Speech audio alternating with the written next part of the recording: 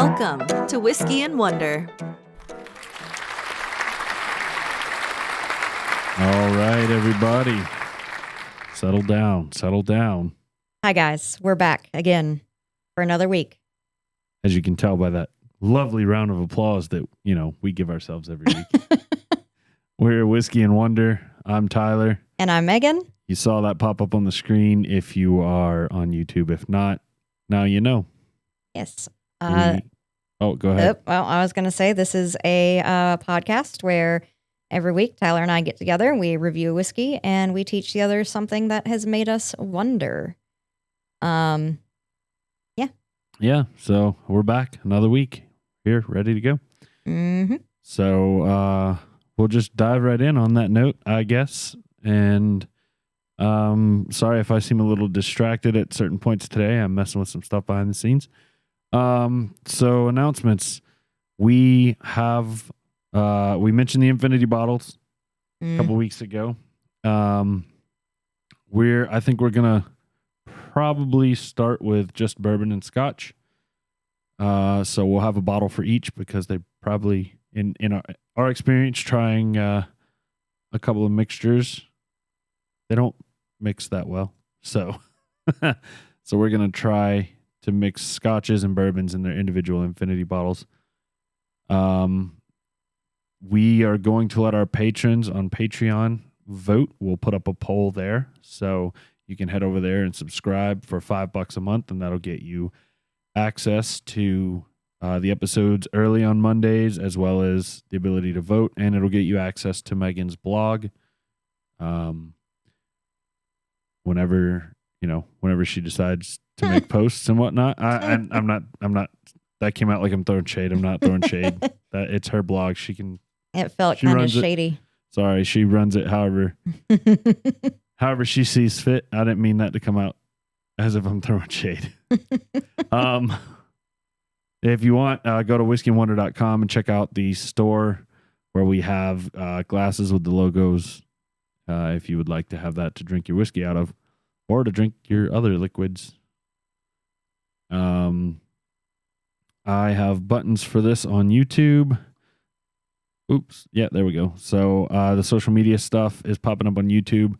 If not, check us out at whiskeyandwonder.com. You can search us on YouTube. We're there. Please like and subscribe and comment. Tell us what you liked, what you didn't like. It goes a long way. Yes, so to much. getting us views. You can also find us, the Patreon I mentioned earlier is patreon.com/whiskeyandwonder. Instagram is @whiskeypodcast, and email us at contact@whiskeyandwonder.com because we want to hear from you. Like I said, all the other social medias and stuff is going to be in the show notes down below, or it popped up on the screen. So that's that. And to our lovely patrons and donators, we really appreciate you guys. You make this happen. Definitely. especially this time of year when the damn government needs its chunk of money for us being a business. So that's ridiculous, but is what it is. It keeps us going. It keeps the whiskey flowing in, and it keeps the fun stuff like the Infinity bottles. We're trying to reinvest this into the business and into providing content for you guys. So Definitely, for sure. If you like what we're doing, let us know. Help us out, and definitely help us out by liking, subscribing, rating the episodes. It helps us get views, which helps us get advertisers, which helps us do more creative and cool shit. So, but thank you guys all for your support. And this week we're going to do them in the right order. And I just want to point out, I did hit the buttons correctly. We just did the wrong thing segment last week. So, whoops. Yeah. So we're going to jump into the open segment now, unless Megan has anything else to say. All right.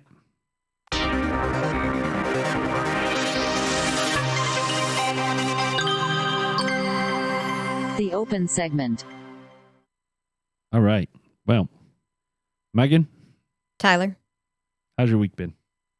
Well, as you saw when I walked in, Navia, my dog, has a cone on her head. Cone head. Yep, cone of shame. Took her in on Monday to have her teeth cleaned. And while she was under, I went ahead and had the doctor remove some little old lady black dog lumpy bumpy things she had on her. And they were all like just little melanin deposits. Totally harmless, but better safe than sorry. So went ahead and had those removed. And so she has stitches in her arm where there was a tiny little one that was just a little too deep to be cauterized.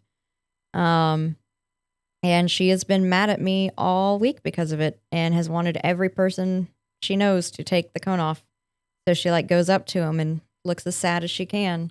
Yep, she did it to me. So please take it off. So she's in that cone for 3 or 4 more days. And then we'll get the stitches removed and she can be a free dog once again.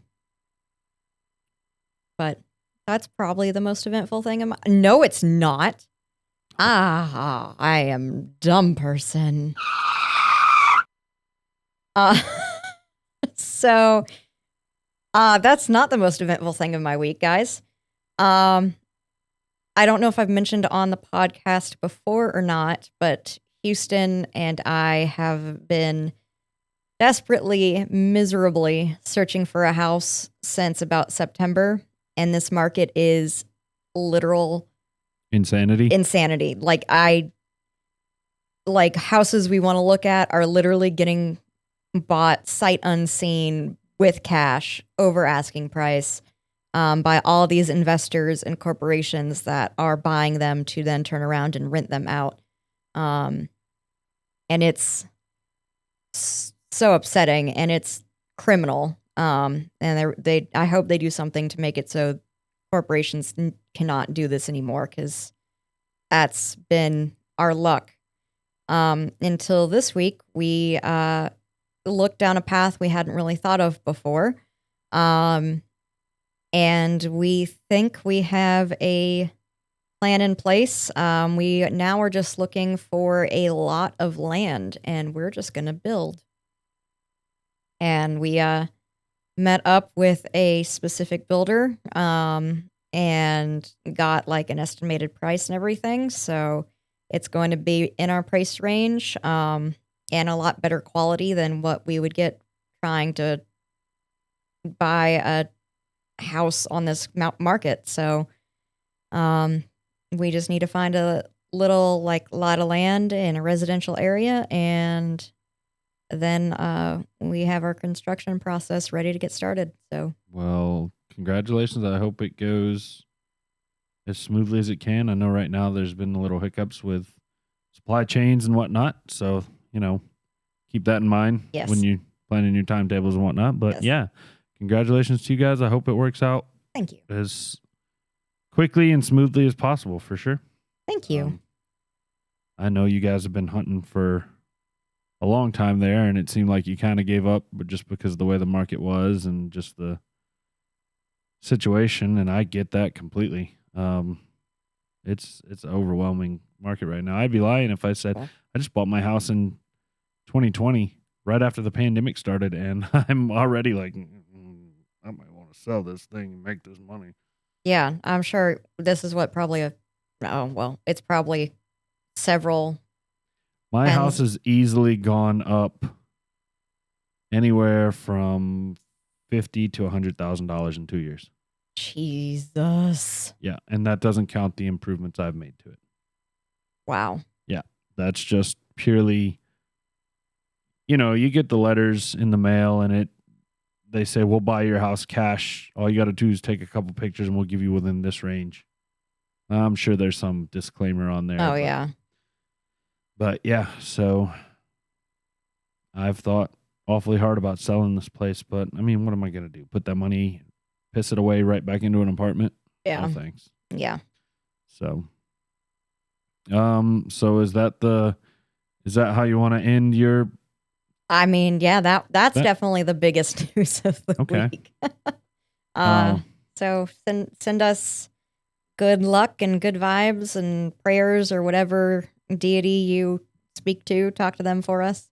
Help us find some land. And if you're in the North Carolina area and you know of some land up for grabs, send it our way, please. Absolutely. I mean, I know some land, but there's a house already on it. It's kind of in the middle of my front yard and backyard, but there is some land there. What size house are you guys looking to build? I'm curious. I know at one point you guys were talking about a really, really, really tiny home. So I'm curious if you're still thinking about something like that or what. We're looking at no bigger than 1,500 square Okay. feet, but we're not doing the tiny home route yet, I don't think. Okay. I want more animals than a tiny home will allow us to have. Just for reference, this is like just under 1,300, and I have an unfinished room above the garage. That doesn't count the garage. That adds about 300 square feet. So just to give you a bit of reference. So not bad. No. Not bad for two people. No, not at all. Well, I guess I'll jump in and talk about my week. And yeah, it's just been a long week. It's been stressful. I'm exhausted. It's Sunday evening and I have to turn around and go to work tomorrow morning at 5:30, and I don't feel like I've gotten a break. It's been go, go, go. We lost a member of our team at work, and I've picked up a lot of that slack. Oof. That's been going on for a couple weeks. My boss has been very supportive, very let me know if you're overwhelmed, and nobody wants to go to their boss and say, hey, look, I'm overwhelmed, So Yeah. I've been making it work, but it's been stressful. It's been hectic planning, and I know they're working on getting somebody in, but Fridays as it is, Fridays are already stressful because I work at the bar Friday nights, and so I have to drive an hour home from work, turn around, just to let the dog out essentially, and then drive 30 minutes to Back work, and I literally pass it on the way home. So it can be a little hectic because I literally have an hour and a half to make that happen, and it takes every minute of that basically. Yeah. There's no relaxed time in there at all. Yeah. So Friday, it just happened that my team of 4, which is down to 3, the other 2 members both had the day off for various reasons, and so that left me to by yourself. cover. Yeah, and not that I had to cover their work necessarily, but they each do a task in the morning and a task in the afternoon. Just basically looking at some data we get in and making sure everything's right. And I've done it. I know how to do it. I'm just not as used to it and adept to it, so it takes me longer. And I just had so much other stuff to do on Friday. I ended up not leaving work till almost 4:30, and somehow I managed to speed demon my way and make it to the bar on time. And then we had a good night at the bar, which was first time in a long time. Well, that's good. Yeah, behind the bar. So we had a good night. It was really enjoyable. And I had my day planned out Saturday. I was going to ride up to, I don't know, about 45 minutes away to a specific store that I needed something from and get it. Come home, cut my grass. Shelby got me like a robotic vacuum, but a lawnmower. I've seen those. Yeah, and so but it's time intensive to set it up. It's going to take like at least 2, maybe 3 or 4 hours to set it up because you have to put like a track around your yard that it's like the boundary. Okay. And so it's just going to take some time to set it up, and I haven't had time. I didn't have time at the last year when I got it. So I was planning on setting that up and cutting my grass, or cutting the grass and then setting that up so that, because my grass is a wreck right now. Or it's only mild foresty, or it was only mild foresty. Anyway, I got a call. I was getting up Saturday morning. First thing I had to do was go to Shelby's house. She was meeting somebody was coming to her house to buy something off Facebook Marketplace, and I was going to. She was just kind of sketched out by the dude, so You I were was just- gonna go yeah. and be there and like stand there, like, yeah, just yeah. I get that. So I got a call as I was taking a shower. Obviously I didn't answer because I was in the shower, but I called. It was from my aunt, and I called her back. Right after I got out of the shower. Different aunt than the one that had surgery last week. Different Okay. side of the family. Okay. And apparently my mother hadn't been telling me any of this. So I'm glad my aunt reached out. But I went 2 weeks ago with Shelby. We went and saw my grandparents. Mhm. And my grandparents, my grandfather's 89 and my grandmother's like 84 or 85. And she told me she had fallen that morning and he had helped her up and blah, blah, blah. But she was doing fine, whatever, blah, blah, blah.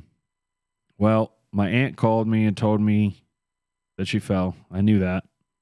And that apparently helping her up really took a lot out of him. And that a couple days later, he got up in the middle of the night to go to the bathroom, tripped over a rug, and fell and hit his head. Oh, fuck. And he hasn't been right since. Oh no. He's like shaking. He's confused. Sometimes he thinks he's not alive. Sometimes he thinks he's dead. He talks about wanting to be dead. He talks about not wanting to eat. He hasn't really eaten much. He for a frail old man, both of them are frail as can be. They're apparently he was violently rampaging around the house, ripping phones out of the walls and off the thing one night, and apparently did some other things that he I'm not going to get too much into detail. Just suffice to say, he isn't in his right mind. It seems like ever since he fell and hit his head, and he wasn't taking his medicine, and so she called me, and I was like, well, I gotta go. I got something to do at 10 o'clock. I'll be there after that. So I went out there, and it was pretty rough. It was a pretty rough situation, frankly. I think he's lost the will to live. Whether I don't know whether it's the head hitting has knocked him senseless or what exactly it's done, but it kind of sounds like he's just lost the will to live. He's got a CT scan tomorrow morning, so we'll see what happens with that. But it was to the point where he wasn't strong enough to lift a cup of coffee. So I was having to lift the coffee so he could drink it. I finally got him to take his pills, or some of his pills, mainly his blood pressure and his thyroid. But yeah, so that kind of dominated Saturday. I was able to stay out there for most of the day, and my aunt had some stuff to do, and finally she came back, and I was able to come home, and I cut my grass, which is why I have a freaking headache today. I've been taking my allergy pills, but it never fails. The second day, this time of year, I have a pounding headache, and I didn't even think about it.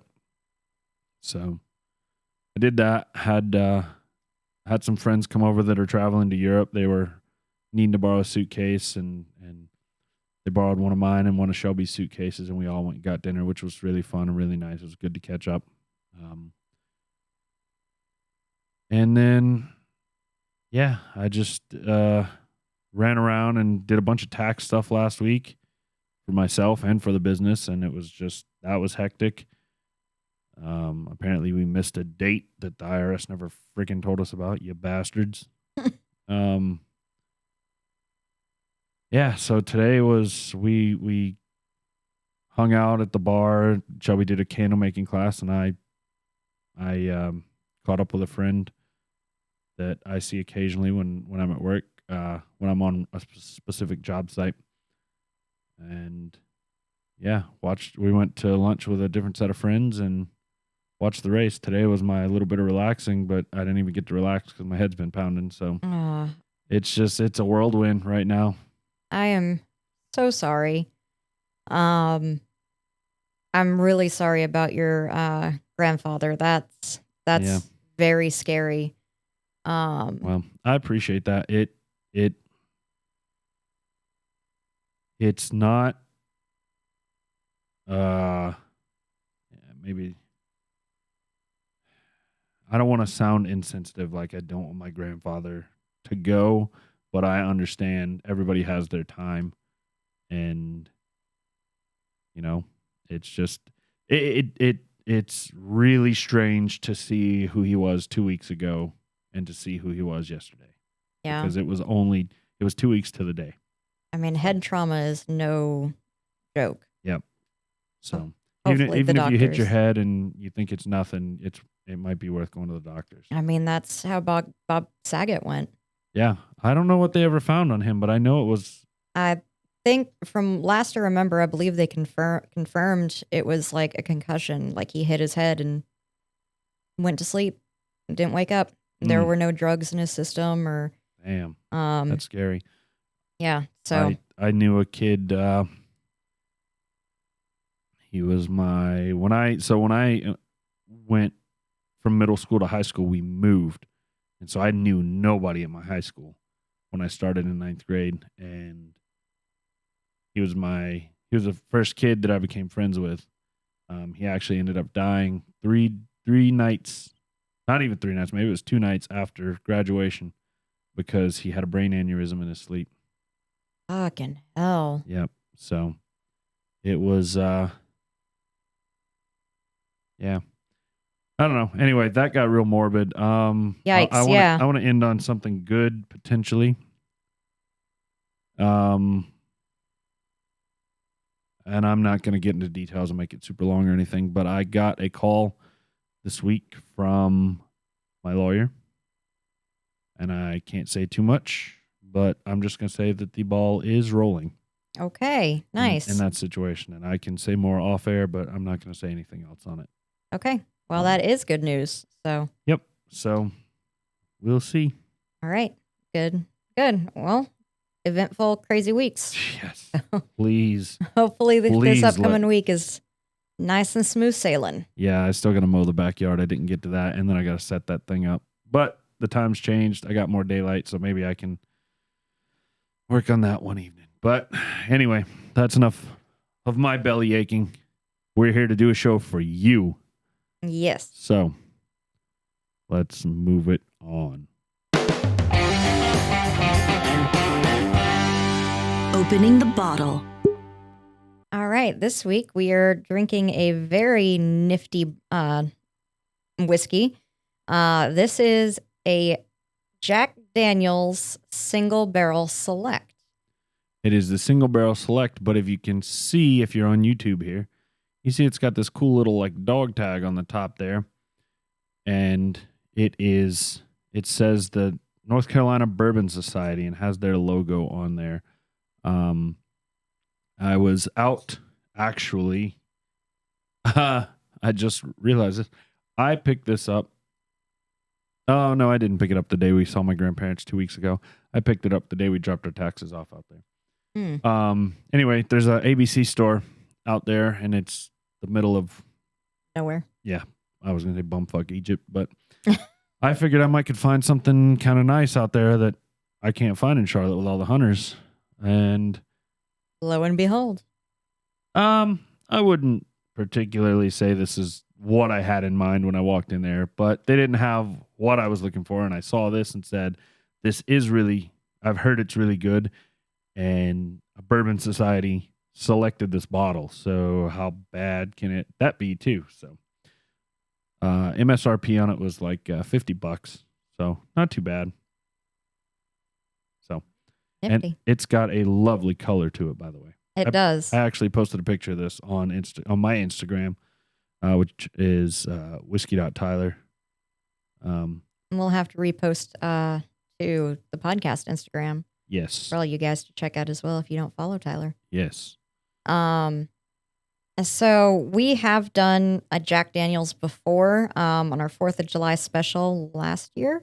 But it was being a special, I think we We did not rate those. We just Yeah, ranked. we just We compared them to one another. yes. So you should go back and listen to our 4th of July special. Me and Tyler end up getting nice and drunk in it because we compare like the top 5 common, I guess, whiskeys, the things you think of when you hear whiskey if you're not a connoisseur.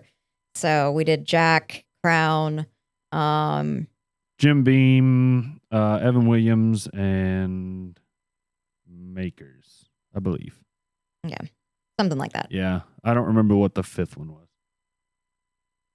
So, obviously, if you go online, there is a gazillion million things on the history of Jack Daniels. This is something that, there are whole books devoted to. There's full, like, 2-hour documentary stuff devoted to, like, Jack Daniels is not a mom and pop run distillery anymore. Well, there's so many that are their own, like Buffalo Trace might own, Sazerac. Buffalo Trace owns E.H. Taylor and so many other Blantons. It's all under one umbrella, even if it doesn't necessarily. And Jack Daniels is another one of those. They have their share of, I don't want to call them subsidies, but brands under their umbrella. Right. I can tell you that Jack Daniels was founded by a man named Jasper Newton Daniel, more commonly known as Jack. Jack Daniel was the youngest of 10 children, and he did not get along with his stepmother at all, because his mother died shortly after he was born. His dad remarried. Jack did not like his stepmother, and so when his father died in the Civil War, Jack Daniel ran away from home it doesn't say exactly his age, but at a young age, he ran away from home and basically never went back. He was taken in by a preacher named Dan Call, who was a moonshine distiller, and he began to learn how to distill alcohol from Call and his master distiller, Nathan Green, known as Nearest, who should probably be a topic all on their own, because Nearest Green should probably sound familiar to you guys. He was an enslaved black man, and he basically really truly is the reason Jack Daniels and 90%, if not more, he is the reason why whiskey exists. Like, We've done an Uncle Nearest. Yes, in that is episode 31. I'm assuming. yes, that is his whiskey. And when emancipation happened, Nearest Green did decide to continue to work with Cal, and Daniel, at the same time. So the origin of Old Number 7, which is the brand name for Jack Daniels, was the number assigned to Daniels Distillery during government registration. And like I said, I can literally spend the entire Wonder segment talking about Jack Daniels. Maybe one day we'll do it as a Wonder segment. I definitely want to do Nearest Green as a Wonder segment one day. But I'm not going to get super into it other than, that's a little bit of Jack history. All right. Well, like I said earlier, this is it was $50 MSRP. I believe that's about the same for the Single Barrel Select, the regular Jack Daniels, not a specific store/group pick. We just got lucky with this one. I don't expect you'll be able to find this anywhere unless it's that specific ABC store. Because I believe I was reading on their website that ABC store specifically approached the North Carolina Bourbon Society and asked them to hand pick a barrel. So this is a single barrel. This is something that came out of one barrel that they cannot replicate exactly. So for that reason, it probably won't make the final year end. It'll probably be one of those we have to leave out. So I don't know. We'll see. See how much gets drank. So I've been smelling it. There is a shocking amount of banana when you smell this. It smells like banana bread. That is the strangest smell I've ever gotten from a whiskey, and it smells like banana bread. There's no denying it. No way. It smells like banana bread. It has a sweet connotation, or maybe not connotation, not the right word, but a sweet component. There we go. That's a better word. Right, that hits me full frontal on the nose, and then that gives way to the banana, flavor. I have smelt this, and I'll be the first one to tell you. I texted Megan afterwards and said, "It smells like bananas." So we both knew that coming in. Without a doubt. So, banana bread, I mean, it's hard to pinpoint anything else because I'm so shocked by the banana. It's a very sweet smelling whiskey. Not really getting any spice or wood or anything else. It's just very sweet and very very freaking banana-y. I can't. I wouldn't even call it banana-y. It smells like banana bread. Like that has a specific not overly banana smell, and that is what this smells like. It's not like you've just dropped a Laffy Taffy in front of you and you get that banana smell. It's like you just cut a piece of fresh banana bread in front of you. Yeah. I do want to give a couple details really quickly. This particular barrel is number 2107943, and it was barreled on May 19th, 2016, and was bottled in October of 2021. So the proof is 94. And I can even tell you the mash bill was 80% corn, 12% malted barley, and 8% rye. Thank you, NC Bourbon Society, for keeping those details. Yeah, very nice. I don't know if I'm looking at the right whiskey then. I found it. Oh, there you go. Found it. All right. There are 2 Jack Daniel's barrel proof on this website. So one's okay.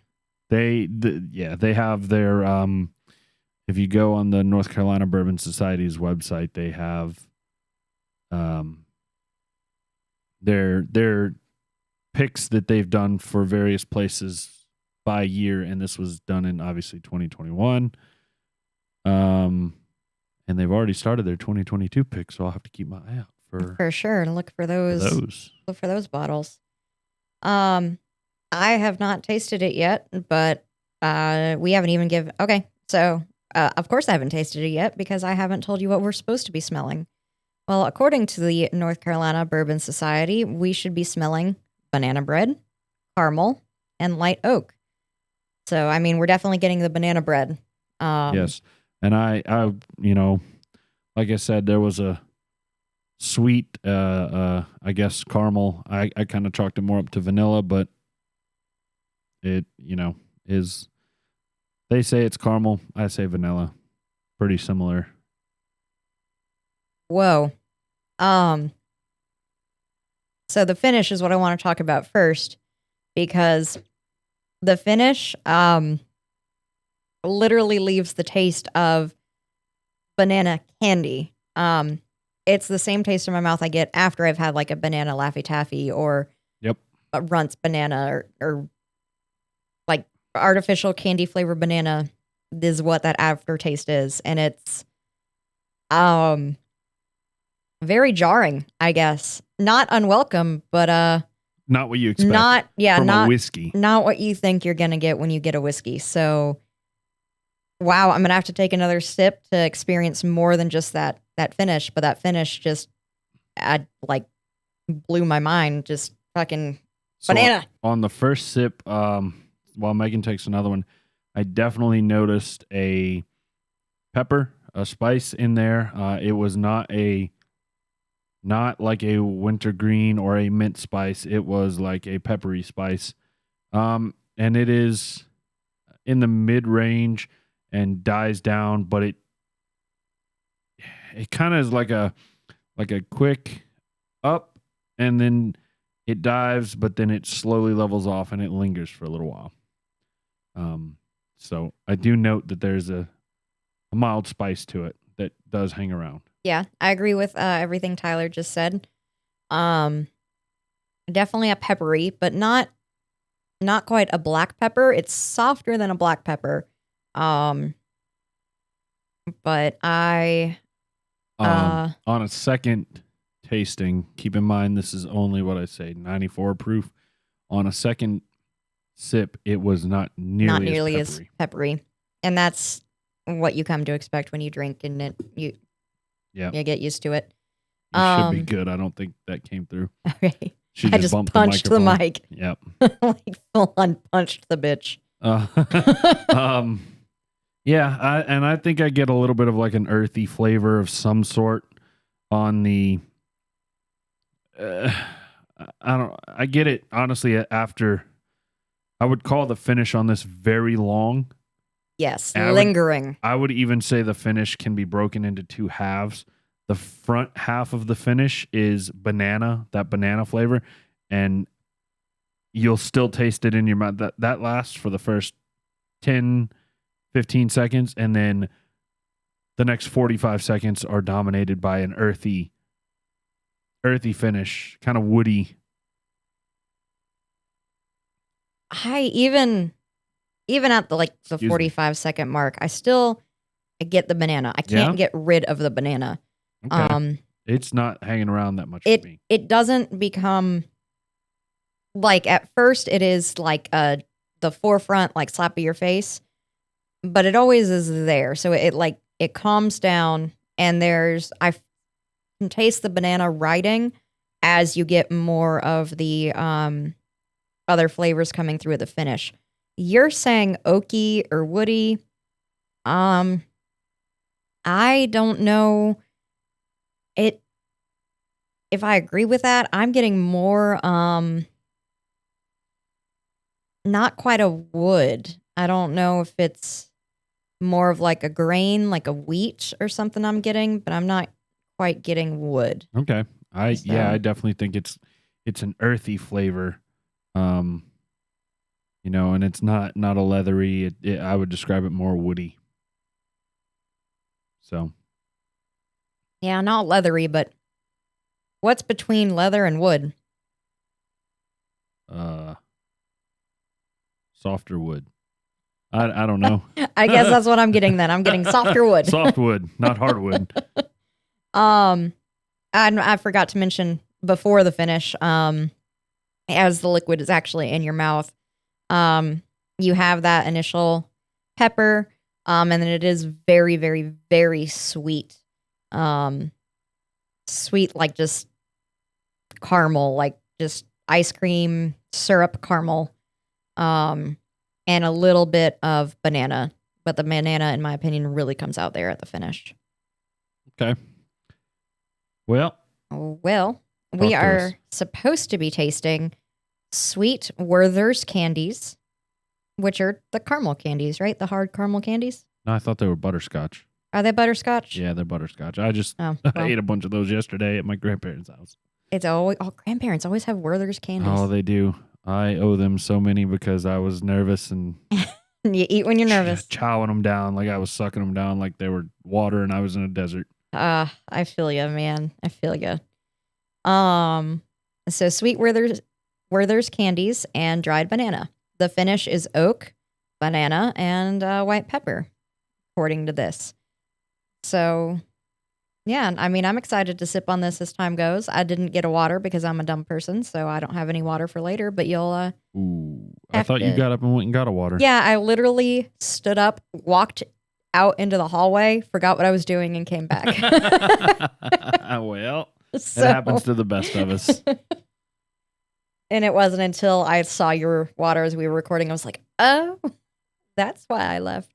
Well, all right. We'll sip on this and we'll let you know. I think we are in a lot of agreement with what the North Carolina Bourbon Society tastes as well. So Yeah, for the most part. we can't be doing half bad.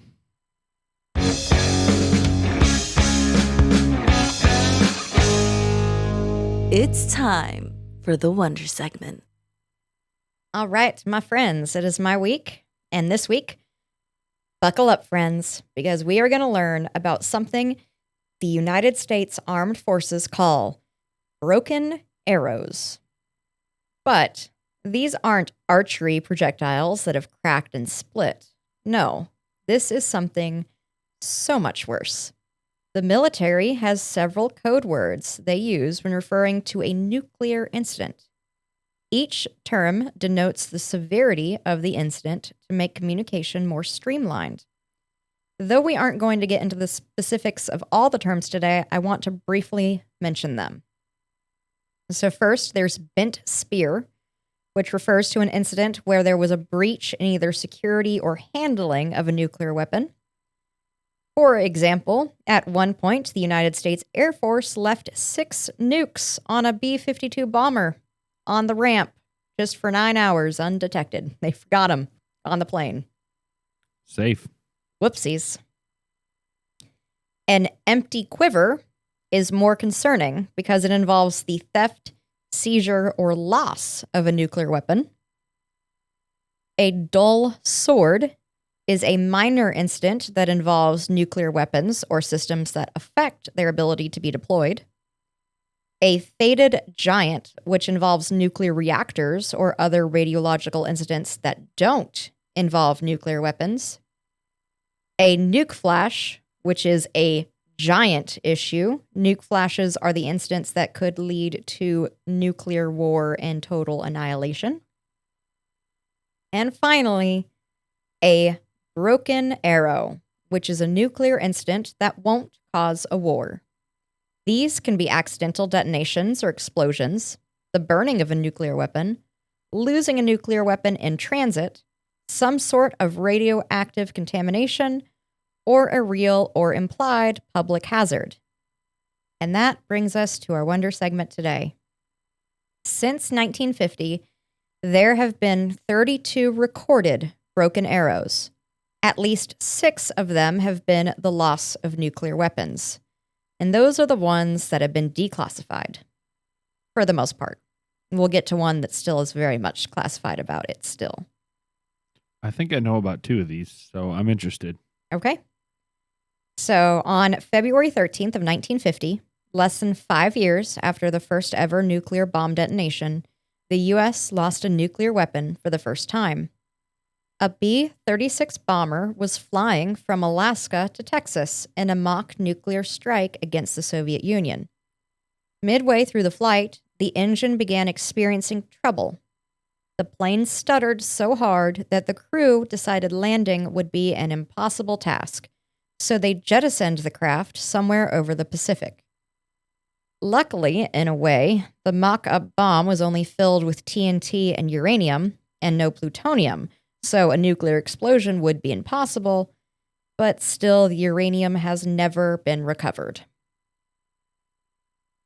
6 years later, on March 10th of 1956, a Boeing B-47 was carrying 2 nuclear capsules from the MacDill Air Force Base in Florida to Morocco. It was scheduled to refuel in the Mediterranean Sea, but never made contact. Both the plane and the capsules were never seen again. In the early hours of February 5th, 1958, a B-47 bomber with a 7,500-pound Mark 15 nuclear bomb on board accidentally collided with an F-86 aircraft during a simulated combat mission. The bomber was severely damaged, but attempted to land several times to no avail. Eventually, they made the decision to jettison the bomb into the mouth of the Savannah River near Savannah, Georgia, to make landing possible. This made it so that they were able to land the plane safely, but the nuke has been lost ever since. They were never able to retrieve it. And the Savannah River took it away, and who knows where it is now. That was one I knew about. Yep, that is a full Mark 15 nuclear bomb that's just gone. Poof. Yeah. It made its way to Cuba. I don't know. God, that would not, well, that's not necessary. All right. It was around midnight on January 24th, 1961, when the sleepy town of Goldsboro, North Carolina, received quite the awakening. The small Air Force base built there, Seymour Johnson Air Force Base, was an airfield participating in Operation Chrome Dome, a Cold War doomsday plan that kept several B-52 bombers in the air, supplied with 2 nuclear bombs for 20 hours straight, 365 days a year. The planes were called Buffs, big, ugly, fat fucks, by the airmen, and they guzzled gas. Gotta love the creativity of the military there. Amazing. They had to be refueled several times during each mission. Buffs that took off from the Seymour Johnson Air Force Base would fly to North Carolina's coast, do a few training loops, fly across the Atlantic to the Azores, and then circle back. It was nearing midnight when Captain Walter Tulloch and his crew noticed that they were losing fuel. And then the plane started having electrical problems. Air Control ordered Captain Tulloch to come back to Goldsboro, and after resisting to try to burn off some fuel for a safer landing, he complied. 5,000 feet in the air and only 15 miles from the base, the B-52 bomber literally began to fall apart in the air. The next part I'm taking directly from Bill Newcott, a journalist from the History Channel. Quote, Tulloch had the B-52 lined up to land on runway 26, but suddenly the plane started veering off to the right toward the hamlet of Faro, says Joel Dobson, author of the definitive book on the crash, The Goldsboro Broken Arrow.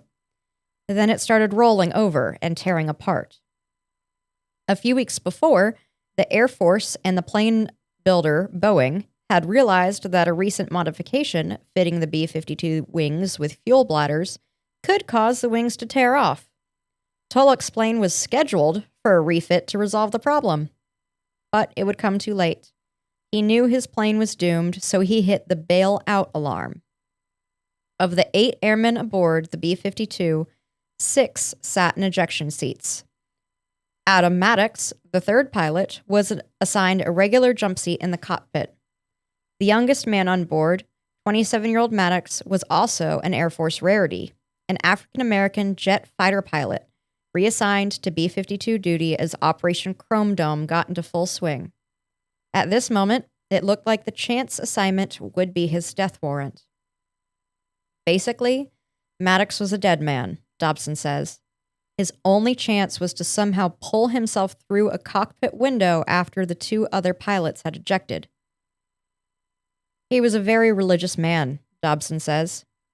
He told me he just looked around and said, "Well, God, if it's my time, so be it, but here goes." It was a surreal moment. The B-52's forward speed was nearly 0, but the plane had not yet started falling. It was as if Maddox and the plane were, for a moment, suspended in midair. He seized on that moment to hurl himself into the abyss, leaping as far from the B-52 as he could. He pulled his parachute ripcord. At first, it didn't deploy, perhaps because his airspeed was so low.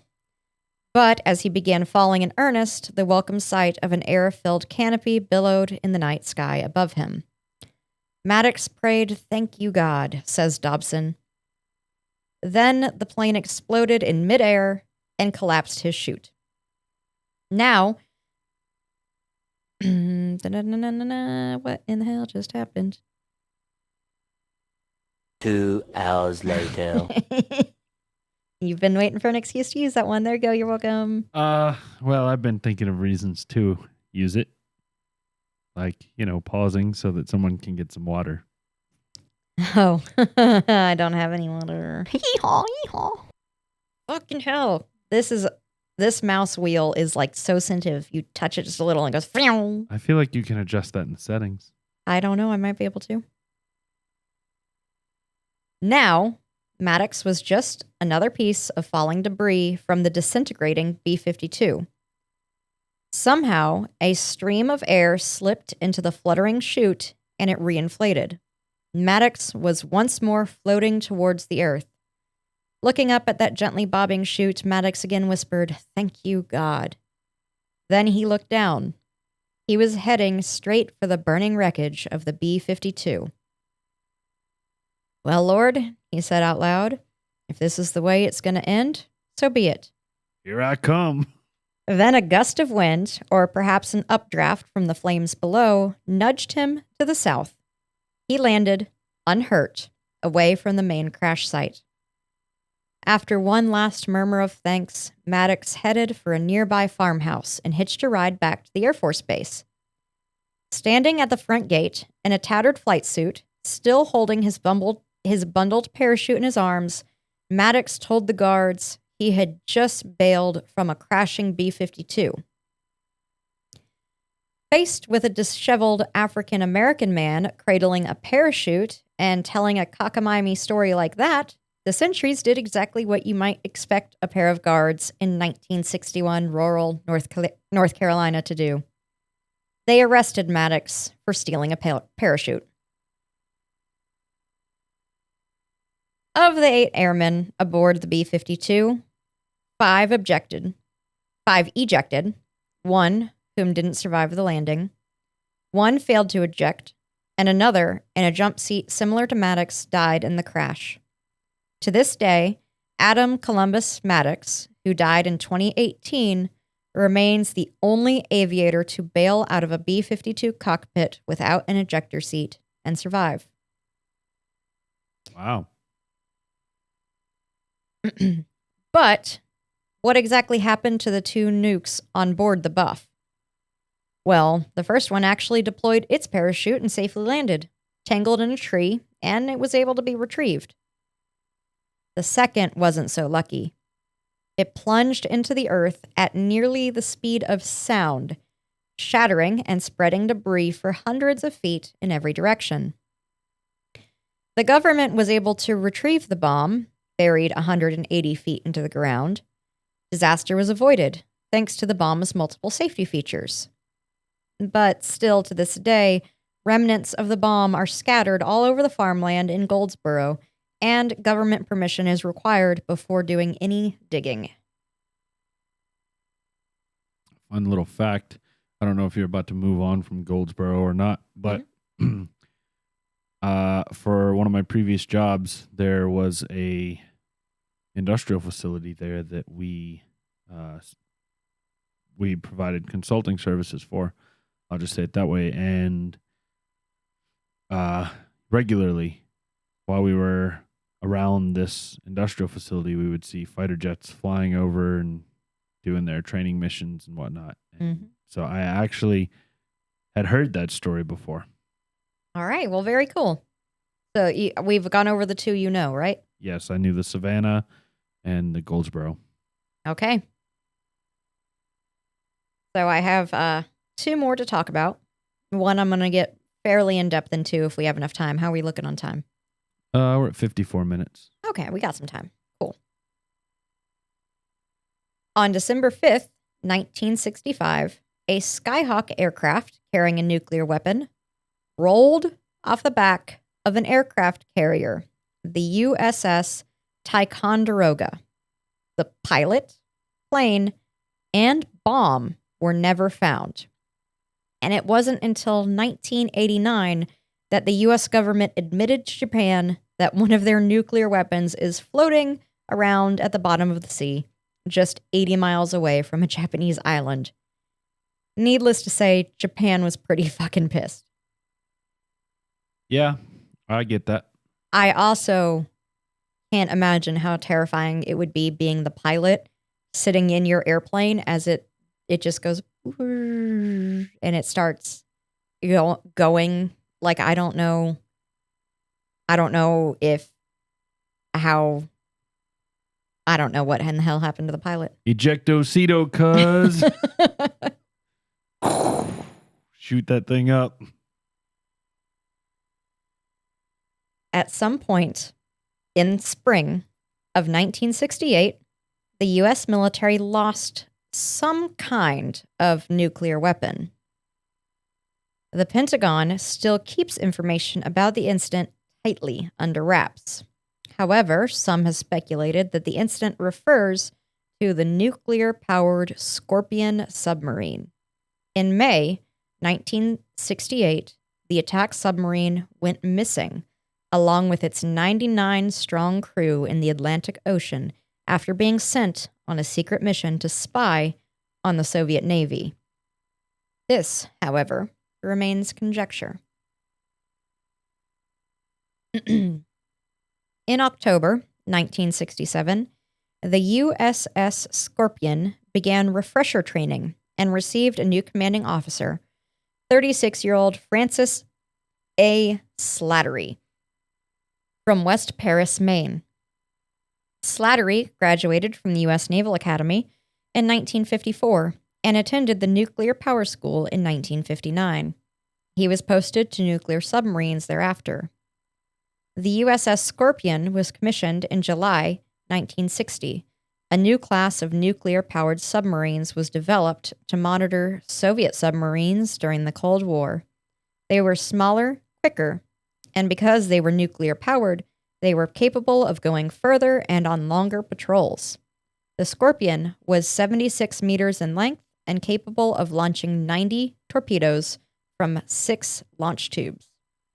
And by the way, this is all from journalist C.J. Clancy, is where I'm getting all this information on the USS Scorpion.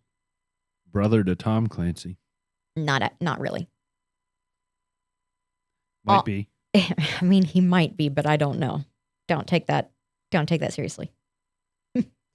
On the 15th of February, 1968, the Scorpion departed from its naval base in Norfolk, Virginia, for its Mediterranean deployment.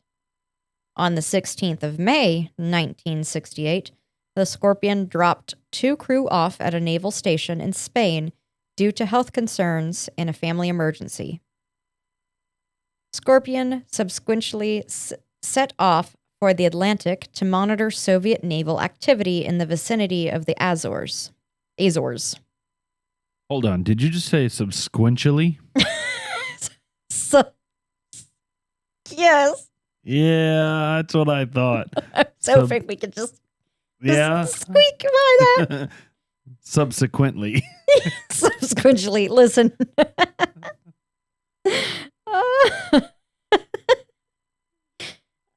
Kill me. It wouldn't be a Whiskey and Wonder episode without Mushmouth from one of us. It wouldn't be. You're welcome to all of our friends. At midnight, May 20th, 1968, the Scorpion spent an unusual amount of time attempting to send radio messages to Naval Station Rota. The communication only reached a naval base in Greece before being forwarded back to ComSublant, the message center for the submarine force. The message was from Commander Slattery, stating that the Scorpion was closing in on the Soviet submarine. On the 27th of May, the Scorpion failed to return to base at Norfolk, Virginia. John Craven, chief scientist of the Navy's Special Project Division, was tasked with locating the submarine in the vast Atlantic. 10 days after the search commenced, the submarine and 99 crew were declared lost and presumed dead, and the incident was made classified. On the 30th of October, 1968, the Navy announced the Scorpion had been located 10,000 feet at the bottom of the Atlantic, 400 miles southwest of the Azores. And in 1993, the Navy began to declassify the incident.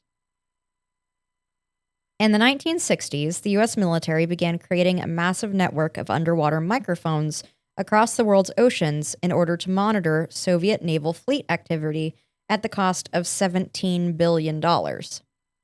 Technicians were trained to distinguish between ships, whales, underwater volcanoes, and submarines. These technicians were able to locate the Scorpion's location by triangulating 2 signals off Newfoundland and a third from Europe. The Navy report concluded that the most probable scenario was a stray electrical current activated on board torpedo. Commander Slattery more than likely ordered the Scorpion to turn 180 degrees, which would have engaged a safety mechanism that would disarm the torpedo. The crew then ejected the torpedo, but it failed to disarm.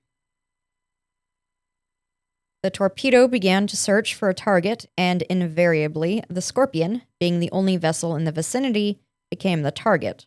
The Scorpion then attempted to outrun the torpedo, but it failed. What's most terrifying is the crew would have been able to hear the torpedo whizzing through the water, bringing certain death 400 to 500 meters below the sea. Navy Lieutenant Rob Saxon, who investigated the Scorpion wreckage in 1969, carried 9 dives in total. Saxon found no evidence the Scorpion was struck by a torpedo. No torpedo damage was found on the hull. The torpedo doors were shuttered closed, indicating that no torpedo was fired. In 1970, a different naval panel disavowed the torpedo theory. They concluded the Scorpion likely sank because of a mechanical failure which caused an irreparable leak that led to flooding and eventual sinking. In the mid-1990s, Stephen Johnson, an investigative journalist from the Houston Chronicle, obtained several thousand pages of documents through the Freedom of Information Act relating to the Scorpion's maintenance history. Johnson discovered that the Scorpion had been selected in a secret program that drastically reduced the maintenance it would have ordinarily received. The Scorpion spent only 8 months in its final overhaul, costing $3 million before the Mediterranean deployment. Typically, submarine overhauls were on average of 24 months in duration and costing roughly $23 million at the time. Before its final deployment, Petty Officer Dan Rogers transferred off the Scorpion, citing concerns about the safety of the submarine from inadequate maintenance.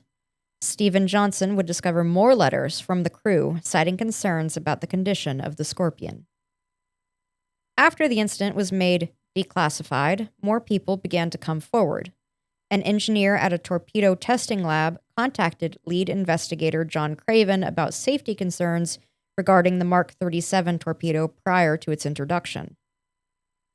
Naval Ordnance had previously assured John Craven that there were no prior issues with torpedoes, that it was impossible for a torpedo to explode on board. Investigative journalists Sherry Sontag and Christopher Drew uncovered that tests on the battery that powered the Mark 37 torpedo showed it was prone to overheating and occasionally caught fire. Engineers at a torpedo testing facility in Washington had warned Naval Ordnance about the possible onboard explosion being big enough to sink a submarine. Allegedly, Naval Ordnance completely ignored these concerns. Former Radioman Second Class Mike Hannon, who was a communications specialist at Submarine Force Headquarters at the time of the incident, claimed the USS Scorpion was sunk after a skirmish with a Russian submarine. Military reporter Ed Offley released a book supporting the theory of a Soviet submarine attack called Scorpion Down in 2007, that the incident was a cover-up by both American and Soviet officials to avoid conflict escalation. The official cause of the sinking of the USS Scorpion is unknown. The only people that know what happened for certain are 10,000 feet under the sea. Slattery was survived by his wife Dorothy and 2 daughters and a son. His parents, William and Doris, passed away in 2001.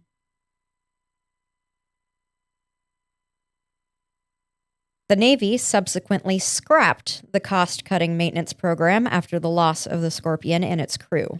The Mark 37 was re-engineered, and the Navy hasn't lost a nuclear-powered submarine since. So, there is currently a nuclear-powered submarine sitting at the bottom of the ocean, The Atlantic. the Atlantic, and that is one of our broken arrows. And the one that tends, at least from what I saw online, it definitely has the most debate. And people get heated, as they do online about most things, but they get heated arguing about what caused the Scorpion to go down. So I don't know. I think most likely what I believe is that the cutting back on the maintenance was a mistake. And somehow that led to something happening that caused it to sink, whether it was a fire or some sort of leak or something. In other words, the government tried to get cheap. I personally 100 believe that is what happened. I think the government tried to get cheap and it cost the life of 99 people. Well, if I know anything about the government, I agree with that. Yeah. So I don't agree with the Soviets and the Americans got into a fight and then covered it up together. That seems counterintuitive during the Cold War time when... Yeah, they would each be claiming victory. Yeah. Yeah. Well, that was really interesting. I did know about two of those. I didn't know enough detail about the Goldsboro one, though. So that was a pretty cool little story. Nice. I'm glad I taught you something today. Yeah. And actually, you made a very valid point. I thought that in that last bit, you were talking about the U.S. military was trying to put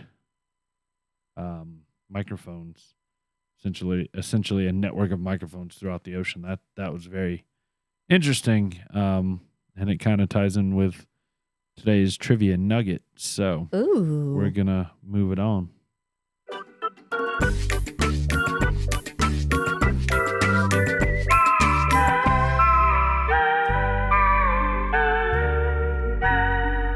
Trivia with Tyler. All right, so sperm whales click loud enough to hear each other from thousands of miles away. Some researchers believe this is how they can communicate with each other from opposite sides of the planet. And if you're close enough, the vibrations can even paralyze or vibrate you to death. Holy fuck. So don't fuck with the sperm whale. Don't get too close to them. Wow. You can vibrate to death from their... Apparently, it talking. probably vibrates you and break your brain stem or something. Jesus. Yep. Send Wow. a rib through your heart or something like that. One more reason not to go in the ocean. Yeah. Don't get too close to the whales, white people. I can say that because I'm a white person that's been close to whales. Oh my God. We don't have any mail time this week, guys, so we'll just jump into the final thoughts.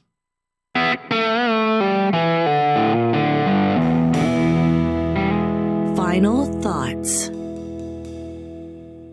All right. Well, I mean, I've been presenting, so I haven't gotten to really sit back and enjoy this one. So, I don't know, Tyler. What are you thinking? I just saw you put water in it, so you haven't tried it with water yet. Correct.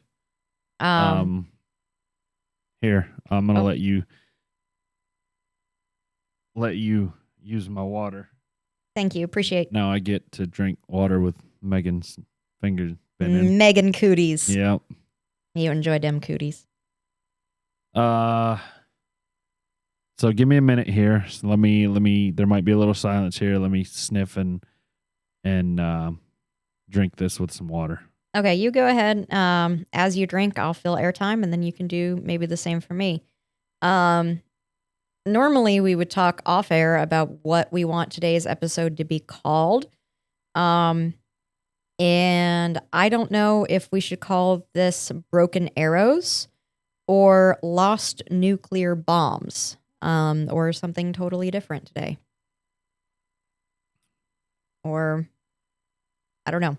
I like lost nuclear bombs because it's more More eye-catching. eye-grabbing. No one knows what a broken Yeah. arrow is. Yeah. So I'm thinking lost nuclear bombs would probably be the way to go. Or lost nuclear weapons maybe is better than bombs because the Scorpion is a submarine, not a bomb in itself. So, I don't feel like it changed a ton with the water. It made the spice a little more pronounced. Yeah, a little more in your and face. It made the banana a little less there. Yeah. You replaced the banana with some pepper. Yeah. That is 100% that's about what all happened. It did. So all in all, again, like I said early on, this is a specific single barrel. I gave the barrel number early on. I don't have it in front of me anymore. So unless you go to a specific ABC store in North Carolina, which you can find on the North Carolina Bourbon Society's website, under this pick, which is number 18 for 2021, you probably are not going to be able to get this. Have you shot it? No. This is a really good shooter, in my opinion. It was a really smooth shooter with not a lot of burn, but I really enjoy the sensation of shooting this one back. So Yeah. I'm gonna call it a shooter. It wasn't bad. I'm glad you got to press that one because I did not want to. You disagree? I'm going to preface this by saying whiskey and any alcohol is best served the way you like to drink it. I don't like to shoot whiskey. I think whiskey is worth sipping and tasting. So because of that, I don't even like describing something. I try not to even shoot things anymore. So, but I did do it there to humor you. And Well. it was smooth. It was very good. But something like this, I would want to sip on. Okay, fair. So, Fair. I do enjoy the banana. I would like that to hang out some more. So I probably wouldn't intentionally shoot it, but definitely enjoyed the banana. I think I enjoy, as weird as this is going to sound, and I want to make it clear, I do enjoy this whiskey. I enjoy the smell of it even more than I enjoy the taste. That smells like banana bread, and I'm a weirdo. Banana bread's but the smell of banana bread is just that unique smell that I just adore. That smell. It I don't know. It doesn't necessarily take me back to a time and place, but it's just a great smell. So I'm gonna go with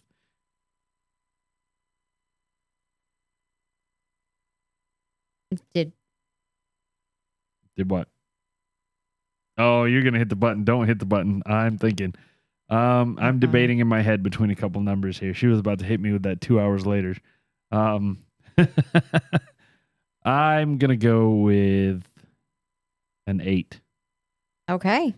And I'll explain that. I debated between an 8 and a 7.5, and the reason I'm giving it an extra half a point for its uniqueness. Okay. Because I have never tasted banana or smelled banana in another whiskey or bourbon. So that to me is very unique, and I am glad I have this bottle. I will share this with my folks that I share it with, and then I will probably tuck this in the back of my cabinet and occasionally break it out to sniff it. Just randomly smell it.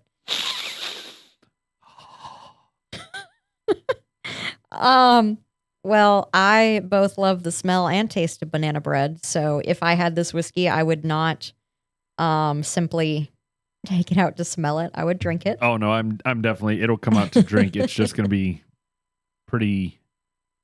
There's other things I would pull out because I don't want this to go away. This is a one-time deal. That's true. I have not had the regular single barrel, so I don't know how it compares. We'll do that on here one day. It's been on my list. I just saw this specific store pick, and All right. I said, "Fuck yeah, bro." Yeah. All right. Fuck yeah, bro. Kind of describes this whiskey overall. It's very good. If you can happen to find it, pick it up. It's worth it.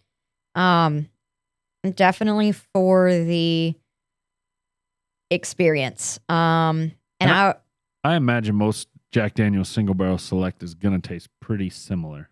So, hopefully they all are banana. yep. Because We'll find out one day. that's really unique. I really like that. Well, I was debating between an 8 and a 9, and I think I like where you went, where you gave him a half point just for uniqueness. I think I'll do the same thing. So I'm going to go with an 8.5. All right. Right in the middle between my two thoughts. Again, another week we've been in lockstep. Very, very similar. That's going back like almost 7 to 10 weeks now. We've been pretty Neck and neck. Neck- Very yeah, right. agreeable. very agreeable. So, well, folks, I reckon that's gonna do it. Check us out on all the social medias. All that stuff's in the description. Check us out on YouTube. Don't forget to like and subscribe and do all that good stuff that helps support us and keeps us going, keeps us getting cool stuff like this for you, and helps us keep the lights on, frankly. Yeah, true As that. far as the business goes. Yeah. All right, guys. Well, that being said, we hope you have wonderful, easy weeks, and we thank you so much for everything you do for us. Don't drink and drive. Cheers.